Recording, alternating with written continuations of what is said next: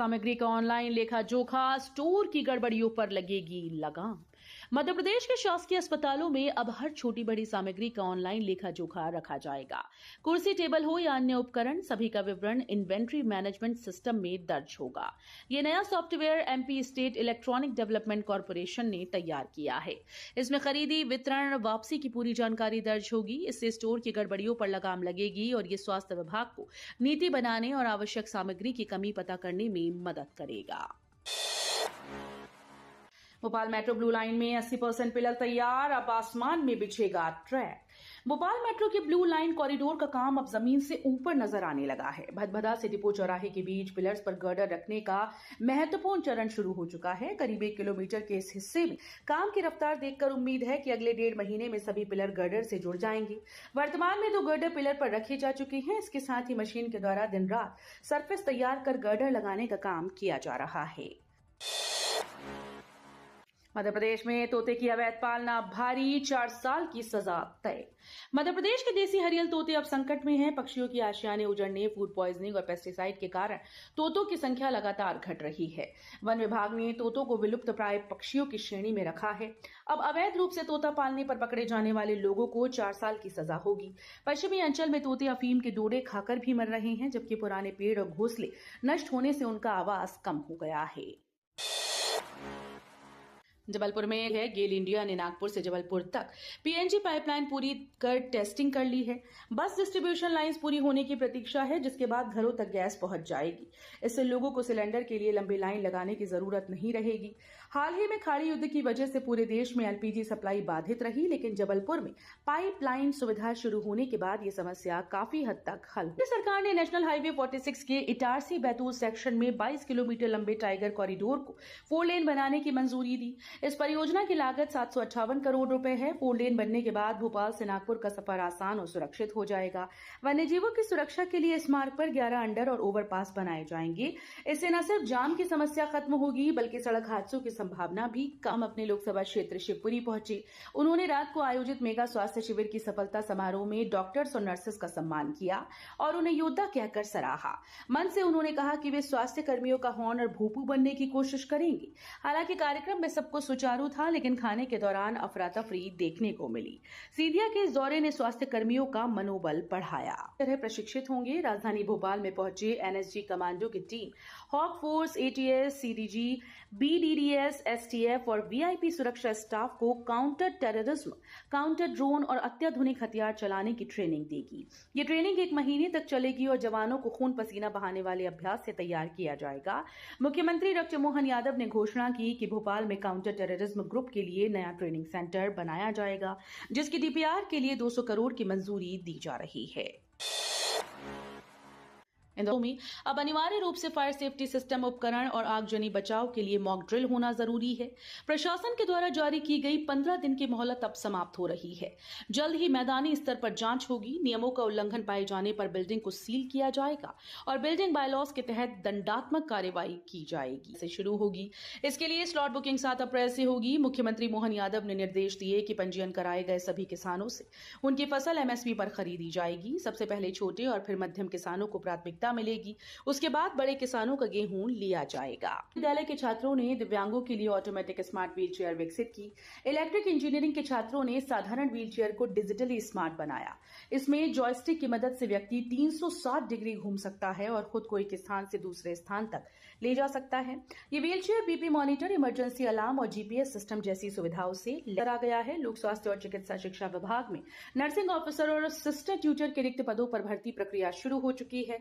मध्य प्रदेश कर्मचारी चयन मंडल के द्वारा ये राज्य स्तरीय ऑनलाइन परीक्षा 15 मई 2026 से आयोजित की जाएगी। परीक्षा 2 पालियों में होगी, सुबह 10 से 12 और दोपहर 3 से 5। अभ्यर्थियों को समय से पहले परीक्षा केंद्र पहुंचकर बायोमेट्रिक सत्यापन पूरा करना। आदेशों के जरिए 250 से अधिक जजेस और मुख्य न्यायिक मजिस्ट्रेट के स्थानांतरण किए गए।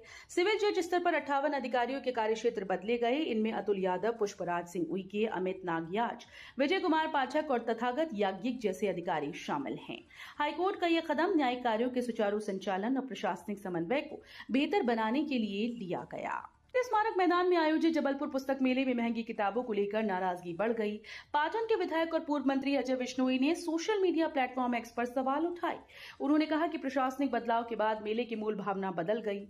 वर्ष 2024 में तत्कालीन कलेक्टर दीपक सक्सेना ने निजी स्कूल और विक्रेताओं के गठजोड़ को रोककर किताबों को सस्ते दामों पर उपलब्ध कराया था। अब कलेक्टर की बेरुखी के कारण विक्रेताओं को मनमाने दाम तय करने का मौका मिल गया है। रतलाम में टैक्स बढ़ोतरी के विरोध में कांग्रेस का हंगामा, घोटालों के फ्लैक्स लगाकर घेरा निगम। मध्य प्रदेश के रतलाम में नगर निगम के द्वारा प्रस्तावित टैक्स वृद्धि के खिलाफ कांग्रेस ने जोरदार प्रदर्शन किया। सम्मेलन से एक दिन पहले सड़कों पर उतरे कांग्रेस कार्यकर्ताओं ने निगम के कथित घोटाले को फ्लैक्स के जरिए प्रदर्शित किया। सीवरेज, स्ट्रीट लाइट, स्वान नसबंदी और फर्जी नियुक्ति जैसे मुद्दों को उठाकर भाजपा की नगर सरकार को घेरा गया। कांग्रेस नेताओं ने आरोप लगाया कि जनता पर टैक्स का बोझ बढ़ाने से पहले भ्रष्टाचार पर कार्रवाई होनी चाहिए। आईटी रुड़की के शोधकर्ताओं की स्टडी में 10 लाख से अधिक आबादी वाले 54 शहरों का अध्ययन किया गया। रिपोर्ट के मुताबिक 1996 से 2023 तक 23 शहरों में भूजल स्तर में भारी गिरावट दर्ज की गई। उत्तर और मध्य भारत में ये गिरावट सालाना 0.12 से 0.45 मीटर की दर से हो रही है। विशेषज्ञों ने पानी की बचत और सतत उपयोग पर जोर देने की चेतावनी। संकट में है। राज्य में अब तक समर्थन मूल्य पर सरकारी खरीदी शुरू नहीं हुई, जिससे किसानों को अपने अनाज को कम भाव में बेचने पर मजबूर होना पड़ रहा है। ईरान, इजराइल, अमेरिका के युद्ध का असर भी सामने आया और इस कारण इस बार गेहूं का एक्सपोर्ट नहीं हो पाएगा। व्यापारी भी भाव नहीं बढ़ा रहे। गुना, विदिशा, टीकमगढ़ जैसे जिलों में किसानों की नाराजगी भी साफ नजर आई। जन प्रमाण पत्र के लिए आधार कार्ड नहीं चलेगा, जानिए नए नियम।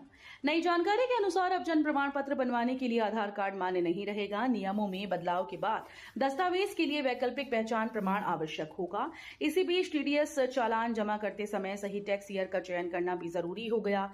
कर सलाहकार परिषद की मासिक स्टडी सर्कल मीटिंग में सीए मनीष गुगालिया और सीए अंचल मूणत ने नए आयकर कानून 2025 और जीएसटी ट्रिब्यूनल में अपील सहित कानूनी प्रक्रियाओं पर विस्तार से रीवा प्रयागराज हाईवे पर रथहरा चोरहटा बाईपास में बने बीहर नदी पुल में दरार मिलने के बाद प्रशासन ने यातायात पर रोक लगा दी। पुल के एक हिस्से में 4 से 5 इंच चौड़ी दरार के कारण सुरक्षा खतरे के चलते भारी वाहनों का आवागमन 30 अप्रैल तक प्रतिबंधित किया गया। वाहनों को वन वे सिस्टम से निकाला गया, लेकिन इस दौरान जाम और परेशानी बढ़ गई। प्रशासन ने लोगों से वैकल्पिक मार्गों का उपयोग करने की अपील की। मध्य प्रदेश में शहर के आसपास रहने वाले स्थानीय लोगों के लिए टोल टैक्स महंगा हो गया है। अब 20 किलोमीटर के दायरे में रहने वाले वाहन मालिकों को मंथली पास की दरों में 20 रुपए तक की बढ़ोतरी का सामना करना पड़ेगा। पहले स्थानीय निवासियों को कम दरों पर मासिक पास की सुविधा दी जाती थी, जिसमें रोजाना आने जाने वालों को राहत मिलती थी। भारतीय राष्ट्रीय राजमार्ग प्राधिकरण ने दरों में संशोधन किया। इससे रोजमर्रा के सफर का खर्च बढ़ गया और लोगों की जेब पर असर पड़ा। स्कूलों में किताबों और स्टेशनरी के नाम पर ज्यादा वसूली की शिकायतों पर प्रशासन ने कदम उठाया। अभिभावक अब सीधे हेल्पलाइन नंबर 0731-243-1117 पर अपनी शिकायत दर्ज करा सकते हैं। ये सेवा कार्यालयीन समय में उपलब्ध रहेगी। शिकायत मिलने पर शिक्षा विभाग की टीम तुरंत जांच कर कार्रवाई करेगी। ये हेल्पलाइन 7 अप्रैल से सुबह 11 बजे से शुरू हो गई है। इससे अभिभावकों को अनावश्यक वसूली और परेशानियों से राहत मिलेगी। प्रदर्शन, एंटी टेरर ड्रिल और K9 डॉग्स ने दर्शकों को रोमांचित किया। भोपाल के लाल परेड ग्राउंड में राष्ट्रीय सुरक्षा गार्ड का समग्र क्षमता प्रदर्शन और प्रशिक्षण कार्यक्रम बेहद रोमांचक रहा। कमांडोज ने आतंकवादियों को मार गिराने के साथ ही बंधकों को सुरक्षित छुड़ाया। स्पाइडरमैन तकनीक से इमारत घेरने और विस्फोट कर कार्रवाई करने का अद्भुत प्रदर्शन किया।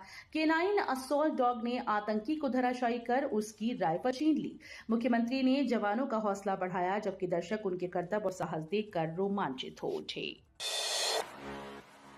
इंदौर में पर्यटक और व्यापार में गिरावट, बाजार सूने और धंधा आधा।